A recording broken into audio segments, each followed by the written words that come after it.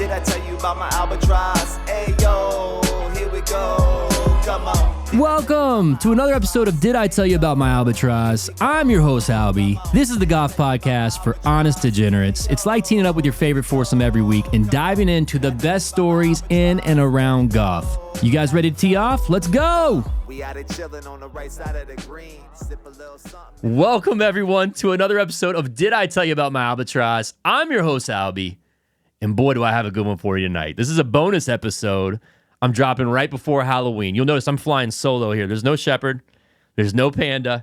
It's just your boy, Albi. And I've got a really special episode because, man, I love Halloween, okay?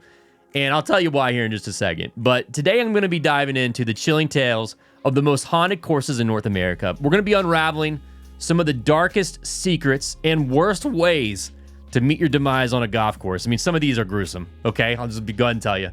And then also touching on some spine-tingling mob-related mysteries on the links. If there is one genre of true crime that I just love, it's mob. It's the mob stuff. I just love it. So we're going to be diving into all of it because there's a lot related to the world of golf, in and around golf, and that's what we're all about here at Did I Tell You About My Albatross? Now, before we dive in, let me share my personal experience because I feel I have a connection to this other world, okay, this other dimension that has been strange for probably the last 16, 17 years, okay? Something crazy happened to me. So it all started in 2005, 2006, somewhere in that range, and we went on a family trip. I went with my sister and my mom. We went to Amelia Island, Florida, okay? And so we're there with my brother-in-law, my mom, my sister, and my little nephew. Now, I wanted the absolute best ghost tour possible, okay? What do the locals call the best ghost tour? Because even if you go there in today's world, ghost tours are a thing in Amelia Island. They're also a thing in St. Augustine, which is right by there as well. But I wanted the real deal. I wanted the best of the best. Man, did the locals deliver? Because I'm still not right from this thing, okay? So we go on this ghost tour. We tour the downtown area. Crazy story after crazy story. The narrator was fantastic. Scared out of my mind. We end the tour in this cemetery. It's late at night. Fog's rolling in. It's spooky. I mean, it is straight out of a movie, like horror set. It's crazy. So I grab my camera, and as she's telling the stories, I'm taking pictures on my digital camera of the cemetery. And what was shocking was after I would take a picture, dozens of these little green spheres, orbs, would show up in all of the pictures, in every single picture at the cemetery. As soon as I left the cemetery, and even before the cemetery, these orbs did not show up at all ever. Now, I thought it may be the camera. I thought it may be the lighting or dust or something like that, but no other cameras that anyone else had there had these, okay? And then the other crazy part is that it still happens to this day. It doesn't matter what camera I'm using. It doesn't matter what time of day it is. These orbs have followed me since. I kid you not on this. This sounds crazy. I sound like a lunatic. I'm probably going to lose some listeners on this. But I'm telling you right now, not all of them, but it's interesting how often it happens even still to this day. I can give you a couple of examples. Now, what's interesting, too, about the story is that the following day, my sister, mom, and the whole family and I, we go out to eat breakfast, right? We're eating breakfast. I'm showing my mom, my sister, my brother-in-law the pictures. And someone overheard us. And this lady walks up to us and says, "Hey, excuse me, my name's Maggie. I'm an author, and I'm actually doing a book on ghosts of Amelia Island. Do you mind if I'm sorry, but I overheard what you had said. Do you mind if I take a look at the pictures?" She looked at them and she said, "Oh my gosh, these would be great for the book I'm writing. Would you mind if I put them in the book?" And I said, "No, of course not." So she grabbed my number. Sure enough, I'll put the link here in the description where you can actually buy the book on Amazon. Shout out to Maggie. She used the picture, but right there on the cover, you'll see these orbs. It's crazy. So let me give you a couple more quick examples, and then I'll get into the spooky stuff here around golf. Let me share what else happened. So a few years later, right, I'm at my bungalow, and I had a bungalow, rented a bungalow with my now wife, then girlfriend, and we are in Orlando. And one evening, randomly, middle of the night, I'd probably say like 8:30, 9 o'clock at night, we had two big dogs Rhodesian Ridgeback and a Weimaraner. They jump down off the couch simultaneously, and they both dive for what seemed to be air. Like there was nothing there. They go crazy. They were barking. They were biting at it. They were literally going insane over, again, what seemed to be nothing. Like there was nothing there. So I go under the, again, it's a bungalow. So I go under the crawl space, or I shine a light under the crawl space. I go outside, look, there was nothing there. Okay. They keep going crazy. So we couldn't calm them down. I grab a camera and take a picture, and there is an orb the size of, if you would take like maybe 7 or 8 beach balls and combine them and put them into one, that's how big this orb was. I'd say like maybe 4 feet in diameter. I mean, it was huge, massive. And it was just hovering. And it was right in the spot where the dogs were going crazy barking. So fast forward. So you're probably wondering, okay, what in the world does this have to do with a golf podcast, Albi? And let me try to tie all this together, okay? So, my father introduced me to golf in North Carolina. Anyone who listens to the podcast knows I'm from North Carolina, knows I always give a shout out to Chris Paul. Shout out CP3. I see you out there. And so anyway, my dad's the one that taught me golf, right? He introduced me to the game. We didn't have a chance to play together very often. He passed away, unfortunately, before I really appreciated the game and took it serious. But it's something that I still share with him because, again, he's the one that introduced me to it. And I know how passionate he was about the game. So we lived right next to Tanglewood, a golf course in North Carolina. And my father and I would jump the fence a lot in the evenings. Sorry, Tanglewood, about that. But we would jump the fence in the evenings and go play a few holes, right? So it's just something that I will always remember about my dad. It's something that I share. So what's interesting about that night with the dogs barking and going crazy and the huge orb was my sister reminded me when I told her that story that, oh, well, that was the anniversary of when Dad passed away.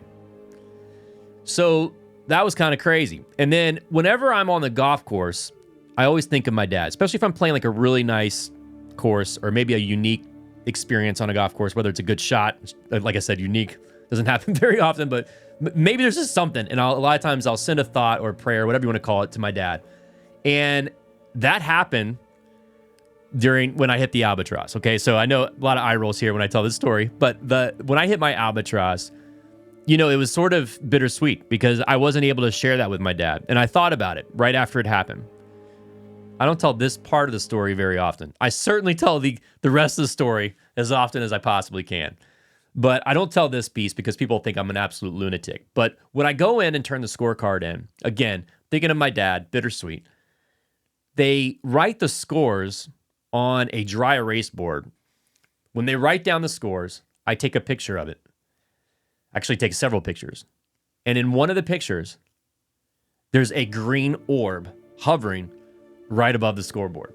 I don't even know what all of that means, right? All I know is that I'm open-minded, okay? I'm open-minded to this other dimension, to other things. I don't know what's out there, right? I'm not saying I do, but I'm just saying I'm open-minded. So let's get started. Let's jump into some of these spooky stories. Now, here's my warning. Some of these are pretty gruesome. So if you want to bow out now, by all means, I won't hold it against you. Completely get it. One of the first years where I joined Carrollwood here in Tampa, we were getting ready to tee off for the Saturday men's game. I think it was Saturday or Sunday men's game, right? And my buddy and I hop in the cart, and the club pro, we were one of the first ones out. The club pro comes down. It's like, hey guys, come here a second. Pulls us over and says, hey, I wanted to let you know that you may see a police car or you may see an ambulance. And that is because one of the maintenance folks found a man hanging from a tree earlier this morning. And we obviously had to call the authorities. All signs point to the fact that he took his own life. And it's eerie. Like, this tree's still there. It's one of the oldest trees at our course. And I don't know much about it. I tried even looking the story up, but I could share it on here. I couldn't even find it in any of the records here in Hillsborough County. But it's true. I mean, I verified it with even the maintenance gentleman that found him. But yeah, it's just kind of eerie. Whenever we play that hole and we go by that tree, it's obviously all I can think about. You can almost feel it. So this one's called Murders on the Fairway. Ghosts aren't the only things that haunt the fairways. There are also tales of true crime that have left their mark on the golfing world. In 2013, a horrific scene unfolded at the exclusive Pine Tree Golf Club in Florida, where a club member was found beaten to death with a golf club. The murder weapon? His own putter.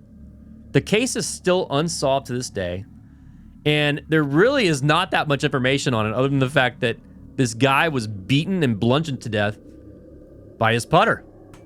City Park, New Orleans, Louisiana. According to local legend, in the 1960s, a man shot and killed a woman, finishing her round of golf on the 18th hole. Since then, many golfers supposedly have heard the sound of a gunshot and a chilling woman's scream. Allegedly, golfers have gone as far as calling 911 to report their experience. While historical evidence of any original murder has yet to be found, reports of City Park's haunts continue to surface even to this day. Now, while currently closed, the Etna Springs Golf Course is supposedly the final resting place of 8 16th century monks, believed to be tortured to death by rival Spaniards. These monks alleged to wander the course in their translucent white robes and shaven heads. In 1963, a doctor playing the course snapped a photo, which I will post in the description, of the monks. Perhaps the lack of golfers on the premise lately has increased the spectral activity. You can see in this picture, I mean, it looks like a ghost. It's just a ghost. I mean, I don't know how else to describe it. It's white. It's kind of floating around. Take a look at the picture on our description. It's kind of crazy. Now, tucked away under a large cottonwood tree in Montgomery, Minnesota, the first hole of Montgomery National Golf Club, there are 2 gravestones of the original settlers of the property. One of these settlers supposedly strolls the course in his hat and overalls. His apparition is seen by golfers in the early morning light. Additionally, one of the golf club's deceased founders is said to still be checking in on the course. His pale face is often peering into windows. Now, in Fort Leavenworth, Kansas, one winter in the 1880s, Catherine Sutter traveled through Fort Leavenworth with her 2 children. Her children mysteriously disappeared one night. Some say they were cared for by local Native Americans, while others say they were killed. Either way, the legend says that Catherine spent the remainder of the winter desperately searching for her children. Ultimately, she would succumb to an illness brought on by the exposure. Today, she is claimed to be seen at night searching the grounds of Trail West for her loved ones. People claim to see a lone lantern floating through the golf course.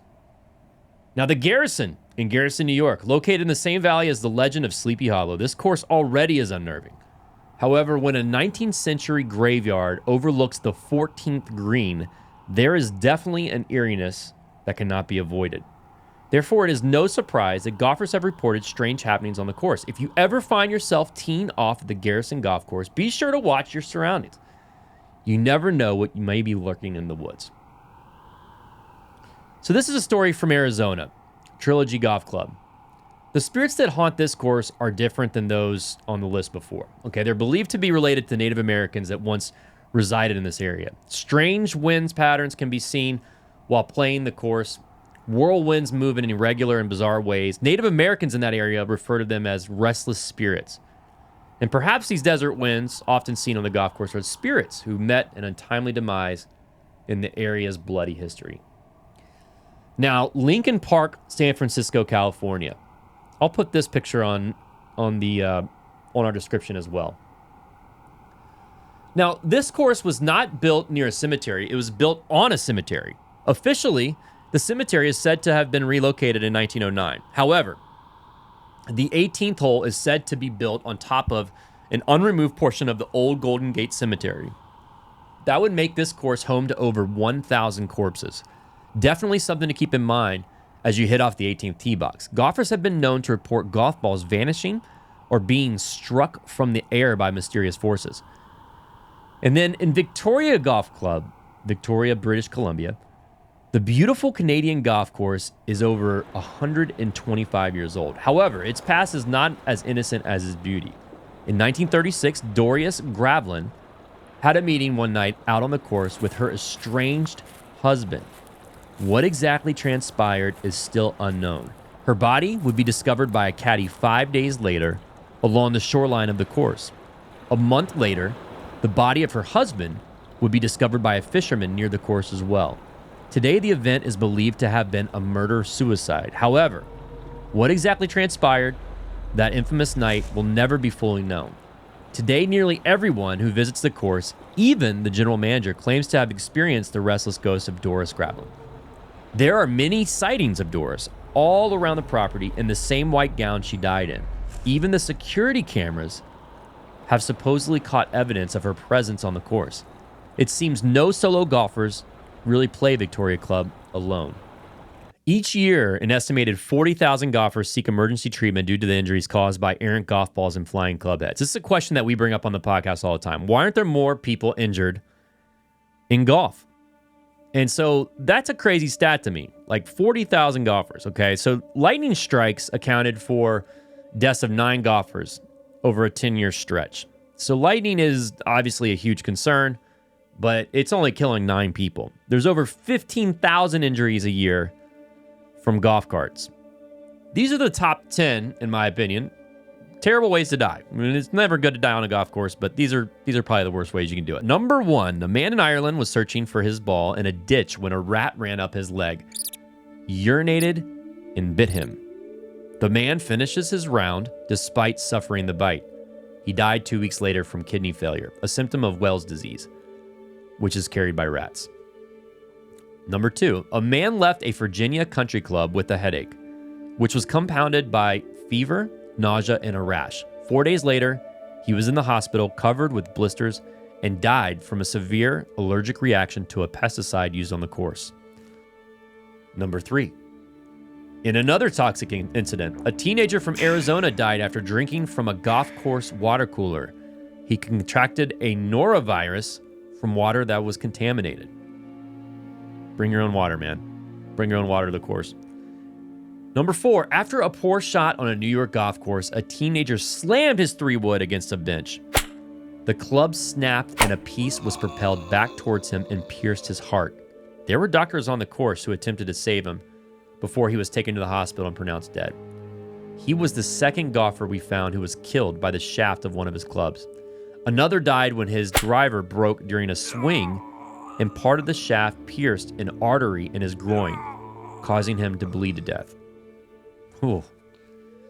Number 5, in California, an 83-year-old celebrated his 18th hole-in-one, only to die from an aneurysm moments after his scorecard had been verified. Number 6, in Canada, a golfer died on the course after his cart hit a retaining wall and tumbled 20 feet to the road below. The death was ruled accidental, though the coroner noted that the man's blood alcohol level was twice the legal limit. Number 7, during a round with her family in Japan, a woman drowned after falling into a sinkhole that formed in the middle of the fairway. The water-filled hole was about 15 feet deep, 5 feet wide, and was said to be caused by a runoff that made the turf collapse. Number 8, a fight between a golfer and the threesome playing behind him turned deadly when a man was fatally kicked in the chest. The argument stemmed from the threesome losing their patience, waiting on the guy to search for a lost ball. A jury ruled that the kick was an act of self-defense. Number 9, after his round, a man was searching for his balls in a South African dam when he was attacked by a crocodile and disappeared into the water. His body was found the next morning without mutilation, but with a few teeth marks. Park rangers killed the 12-foot reptile. Number 10, a man in Australia died after a large branch broke off a tree and struck him while he was waiting to tee off. He suffered several injuries that contributed to his death 6 days later. So let's get into the mob stuff. There's an article that recaps, and I'll put all of our references in the links in our description. So there's an article that recaps the murder of Boston mob boss James Whitey Bulger and reflects on his connections to a previous crime, the 1981 murder of a Tulsa businessman, Roger Wheeler. On the morning of October 30th, 2018, James Whitey Bulger was found dead in his cell at U.S. Penitentiary Hazleton, just 4 hours after being transferred there. His face was badly beaten, and it was believed to be attacked with a padlock wrapped in a sock. No one has been charged with this murder. Bulger had been on the run for over 16 years before his arrest in 2011. He was convicted in 2013 of numerous killings and sentenced to 2 consecutive life sentences. One of the murders he was convicted for was the killing in 1981 of Roger Wheeler, a wealthy businessman from Tulsa. Wheeler was shot dead in his car at Southern Hills Country Club after a game of golf. Wheeler had become involved with Bulger through the world of Highlight, which Bulger was skimming money from. Suspecting foul play, Wheeler was growing increasingly concerned for his safety in the months leading up to his murder. The hit was carried out by Johnny Martorano, a hitman associated with Bulger. The article also touched on the 2022 PGA Championship hosted at Southern Hills and the long-lasting impact of Wheeler's murder on the community and the club. And in conclusion, while the legacy of and pain of Roger Wheeler's death continues to linger, life at Southern Hills Country Club goes on. On May 7th, 2021, an article discussed the enduring mystery of Jimmy Hoffa's disappearance 46 years prior. Hoffa, a prominent union leader with alleged mob connections, vanished after heading to a meeting with mob contacts at the Macca's Red Fox restaurant in suburban Detroit. He was declared legally dead in 1982, but his final resting place remained unknown, fueling decades of speculation and rumors. Former mob lawyer Reginald Bubba Holt Jr. claimed to have new information on the case, suggesting that Hoffa is not hiding overseas or submerged in a body of water, but rather buried beneath a green at Savannah Inn and Golf Country Club in Georgia. This location, off the coast of Georgia, on Wilmington Island, was once managed by Chicago mobster Lou Rosanova, a former client of Bubba's. Bubba recounted a story in which Rosanova, while playing golf, pointed out a specific location on the course where Hoffa's body was supposedly buried. Transported there in a Beechcraft King airplane from Detroit. This particular spot on the golf course was, according to Bubba, a location where mobsters and teamsters would urinate, potentially as a form of an inside joke. David Days Jr., a longtime caddy master at the club, also suggested that something unusual had occurred around the time of Hoffa's disappearance, although he could not provide specific details. The article also concluded that over 4 decades, the resting place of Jimmy Hoffa may have been disrespectfully used as an impromptu urinal. Impromptu urinal. What a great way to wrap up this show. Well, it's a great band name, too. Listen, thanks everyone for tuning in. You've just listened to a bonus episode of Did I Tell You About My Albatross? We hope everyone out there has a safe Halloween. Look out for our next episode, which will be rolling out later this week. Did I tell you about my Albatross? Thanks for tuning in, everyone. Don't miss out on our upcoming golf giveaways and experiences. They're exclusive to our subscribers, and all you got to do is subscribe. And until next time, golf's easy. Think fairways and greens. Oh, here we go. Come on. Did I tell you about my Albatross? Hey.